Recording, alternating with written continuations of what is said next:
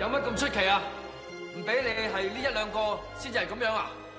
我唔需要同你拗，只要大家翻去將銅錢放喺井水入面一試，就會知道究竟有冇人喺度講大話、欺騙民眾、藉以圖利。